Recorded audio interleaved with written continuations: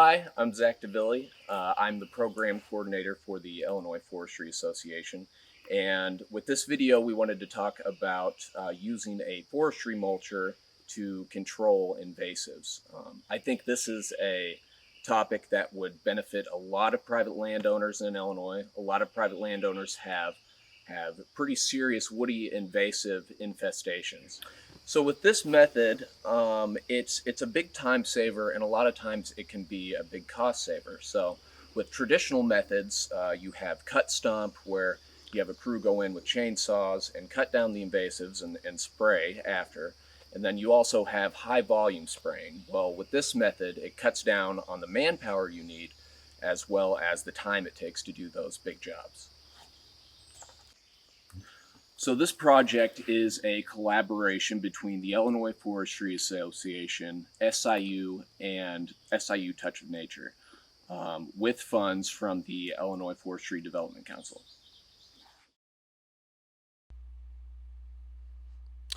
So with this video, we're going to take a look at two different case studies, one at Touch of Nature Environmental Center with SIU and one at the Dixon Springs Agricultural Center with University of Illinois Extension.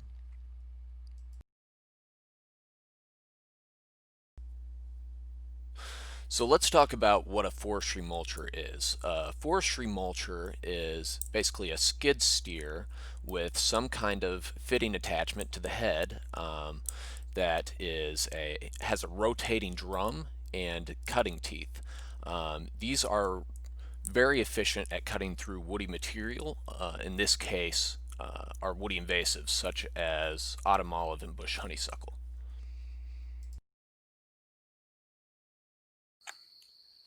So this is a great example of the kind of situations where using one of these forestry mulchers might be very applicable. This is a very heavy infestation of autumn olive. It's so well established, so big that traditional control methods would be very expensive, very time consuming as well. And it just maybe more than landowners can handle. So a forestry mulcher would be able to kind of set this back to zero and allow you to come in afterwards and then start doing work. That's the situations where these practices may be the best used. The species that this really works for in terms of invaders would be the woody shrub species. Things like autumn olive, which we saw a minute ago, bush honeysuckle here, multiflora rose, burning bush. All of these species are the ones that can grow big enough to really cause problems, grow dense enough that it takes some of these heavy equipment to control them at times. In this stand here, you can see we have a lot of trees that we want to keep intermixed with a lot of bush honeysuckle that we want to get rid of. In this situation, it would take a good driver, but an operator that is handling one of these forestry mulchers has the ability to target the species that they want to get rid of and maintain the other ones. And it just, again, takes a good driver and a careful driver, but you would be able to clear out the invaders here and then leave most of these trees. One of the things that would happen would be the bush honeysuckle or the invaders you want to get rid of that are right next to or close to trees are ones that you might have to come back and clear manually later. Hazards to watch out for when operating one of these forestry mulchers would be old fences, wire, post, heavy rocks, things like that. You should know if they're in an area, you should recognize they're there, scout an area ahead of time, just so that you can avoid them if at all possible.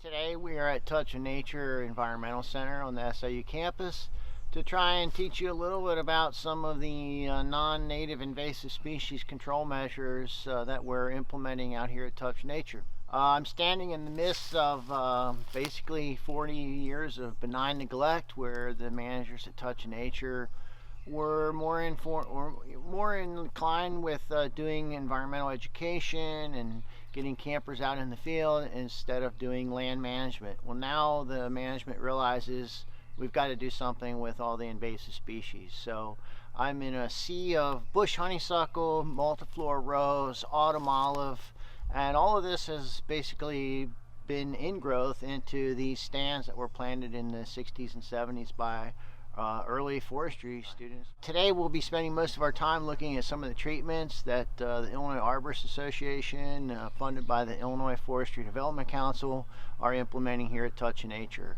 Primarily using a FECON on a skid steer to try and reduce some of this material down to the forest floor. And then we'll also be seeing some chainsaw work and some stump treatments to eliminate any stump sprouts of these unwanted invasives.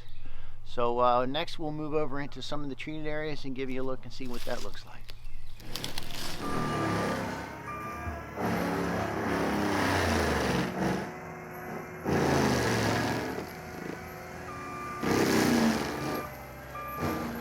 That machine is extremely durable, and as long as we don't run into steel, that machine can pretty much take it. The rock, it will have a puff of white smoke that comes out, or white dust, and so you can hear it. Oh, yeah. Once you've ran the machine for a little while, you can hear what the different materials are that you're hitting.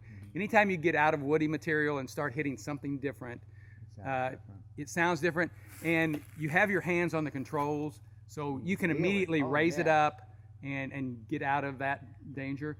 We've been very fortunate. We've not had much downtime as far as running into any of those materials. We're at the Dixon Springs Agricultural Center. This is a University of Illinois owned facility, and we wanted to kind of go over this project where we use the forestry mulcher. The site behind me we call it the Arboretum site. And so back in the 80s, people that worked here actually planted this site with a bunch of different species. A lot of the native trees and a lot of the native shrubs for wildlife. And the idea was this would be a demonstration to show people their options for planting, their options for wildlife habitat, and just use it as an educational opportunity for people in Southern Illinois. Since then, it's kind of fell a little bit into mismanagement or lack of management. It went quite a few years without really having much management, and then what resulted was autumn olive, mostly bush honeysuckle as well, really invaded this site heavily. And not only those, but even some of our native species like ash and black cherry and sweet gum really came in here and then just dominated. And it really resulted in this site being unusable. It turned into an impenetrable thicket. We had vines growing over things, rubus blackberries growing in here, and really became just an eyesore, and it was not useful at all for anything. And so we decided, try to decide what to do with this. How do we go about managing this site? How do we go about utilizing this site when it's so dense and so heavy? And ultimately, we landed on making the decision to use a forestry mulcher.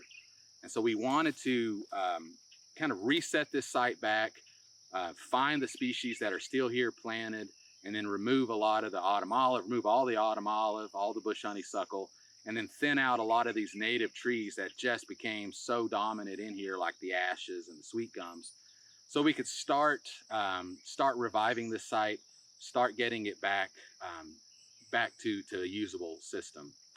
And this became kind of challenging for us, actually, because we had species we wanted to keep, trees we wanted to keep, intermingled with things we wanted to get rid of in close proximity. So it took a little longer, but this the forestry mulcher, we just took our time and moved through carefully, identified things that we wanted to keep, marked them, and worked around them to free them up.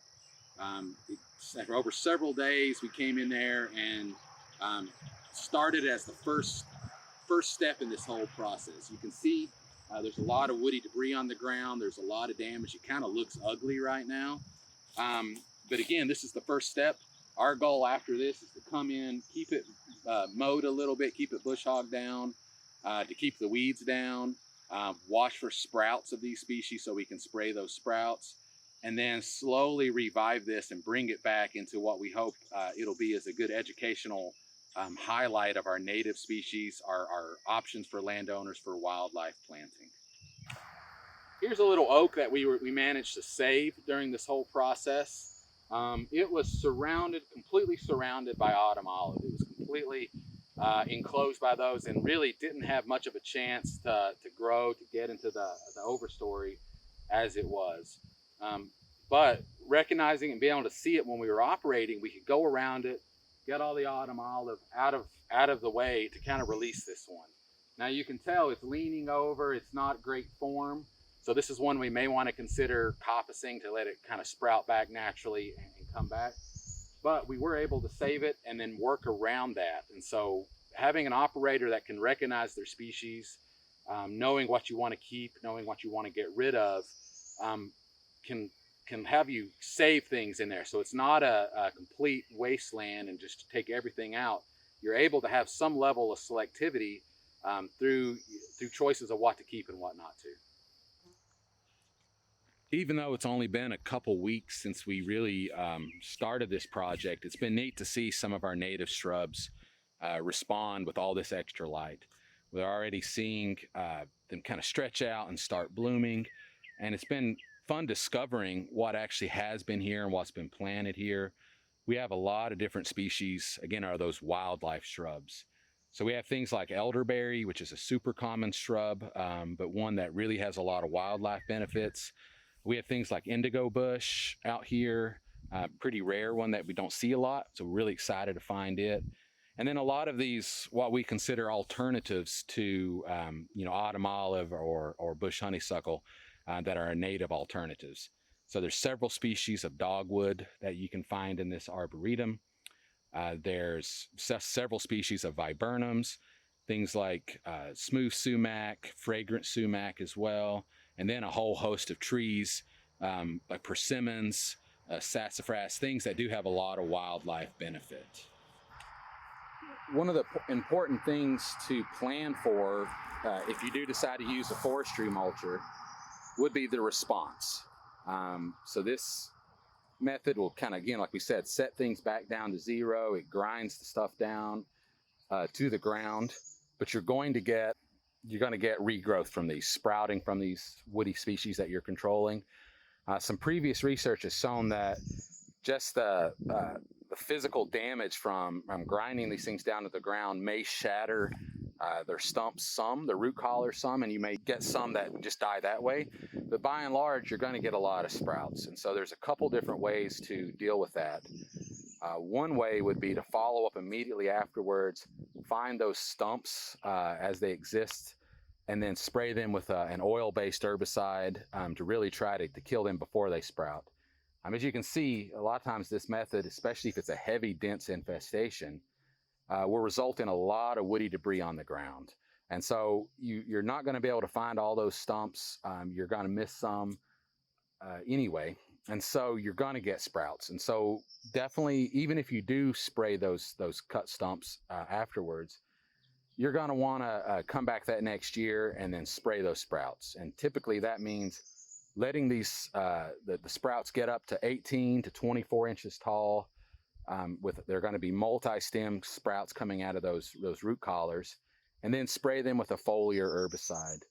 It's important to let them get that tall, 18 to 24 inches at least, simply to have enough leaf area to take enough herbicide up that you're going to kill those sprouts. If you do it too soon, when those sprouts are really small, just a few inches tall, you're going to burn those leaves down, but you're not going to get enough herbicide into those roots to actually do the damage. Keep in mind that these are full-grown, large shrubs that you've ground down, and they have a full root system underground, so you need to get enough herbicide in there to kill them. So you have to be patient enough to wait for those sprouts to come up, and then to spray them. Some people instead, if it's an area that they can do this, will just repeatedly mow those sites. Once they grind them down, they may plant grass or something and then just keep mowing them. And you can, if you do it enough, eventually wear out those root systems and get rid of the woody plants, the sprouts that way, but it just takes a lot of effort and a lot of kind of repeat mowing. So we've come into an area that's been treated by the Fecon machine, and you see over my shoulder a lot of the mixed mesophytics have been knocked down. All the invasive species primarily have been taken out by the machine, but you also, as I mentioned, some of the larger pieces that don't get hit, they have to be taken out by hand. Someone with a chainsaw comes in, cuts this off, and literally within minutes, literally it has to be minutes, you have to put a stump treatment of a much higher concentration that then gets translocated down into the roots to keep this from resprouting. Because if you don't, basically there's like a wound or callus material of air pockets on the top of this cut surface that doesn't allow the chemical to be translocated down into the roots through the cambium. So that's the main idea of getting it done very quickly. So one of the differences between spray treatments is when it's done on a stump like this, it's a much higher concentration than when you're just doing a foliar application. Foliar application might be 2 to 3%. Something of this nature might be upwards of 20 to 30% concentrate of herbicide. We're getting ready to do some stump treatments on a variety of invasives that we've been working on. So basically our procedure here is we're going to use hand saws, hand chainsaws, and hand pruners. We're going to go through and we're going to cut the stumps that are close to the trees that we've tried to stay away from when we've been using our forestry mower. And part of that process is we use chemicals to do a stump treatment afterwards. The chemical that we're using is glyphosate. Glyphosate is the active ingredient, and we're using this as a 50-50 mix. So I'm going to have Grant help me here. So we're going to put the chemical in, and the way we're determining this particular batch is we're using a bottle of water. It's 16.9 ounces. So he's going to put 16.9 ounces into this measuring cup, and that's how much active chemical we're going to have. And then we're going to put that amount of water in also, and that combination is what we do our stump treatment with. Our stump treatment is the critical part, in my opinion, of this whole process, because that's what's going to give us long-term control over these invasives. And the other thing that we do is we also use a dye. So we'll do that in a moment. So first we're going to put the 16 ounces in of the chemical, and we're putting this in a container that we've been using previously. So it's already got some dye and some mix in it. So we put the chemical in, and there are different discussions about how much chemical to use, but in this case we're going with the 50% concentrate because we found that to be the most effective for our use. Now we're going to take this bottle of water, we're going to rinse out our container with that bottle of water. So triple rinsing is kind of a thing that chemical companies have promoted over the years, and so that's one of the things that we look at. But we always try to rinse out any materials that we're using, and we put that into the mix. And mixing this up is as easy as once we get all the components into the container, then we just simply stir it up. Okay, so we've got the chemical in. Now we're going to put just an ounce of dye in. It doesn't take very much dye to do what we want, but we want to be able to see where we've sprayed. So if a stump has been sprayed, and this particular dye is a green dye, you can get different colors. We've used blue and red in the past. In our case, we're using green. So every stump that we have treated will have a green ring around the cambium layer, and basically we make sure that we get a good amount of chemical on that cambium layer, which is the outer portion of the stump. And it's important to make sure that there are no breaks. No matter where that stump has an open spot, it will resprout. So you definitely want to be thorough. So now that we've got all of our components in the container, we're going to put the lid on, get it secure, get it tight. It does have an O-ring system in it, so it doesn't leak out. The reason that we like this particular setup is it's a very controlled and directional spray, and we're going to show you in a minute how accurate it is, and as far as our application, how accurate we can be. Chemicals can be dangerous, but if you're wearing the proper PPE and you're taking the proper precautions, and you have water available to rinse out in case there's any type of an accident, you'll be fine. And we don't spray this. This is not a foliar spray. We're directly putting this on the stump. That is the key to this particular phase. So now we're going to take this. Now that we've got it mixed up, we're going to take it out and put it to use.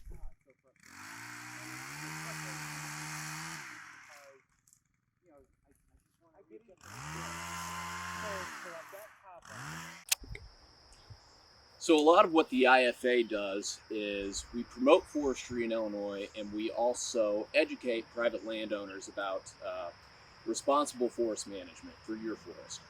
So this is a very useful management tool for private landowners. There's a lot of contractors out there in Illinois that are doing this and have the ability to do this, and it may be a great option for you. This video is to serve as a example of what you can get with this type of management on your forest. We hope that you all learned something from this video about using forestry mulchers in your forest.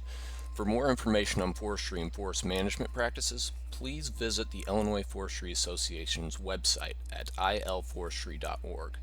The Illinois Forestry Association and all the project partners wish to thank the Illinois Forestry Development Council for providing funding for this project.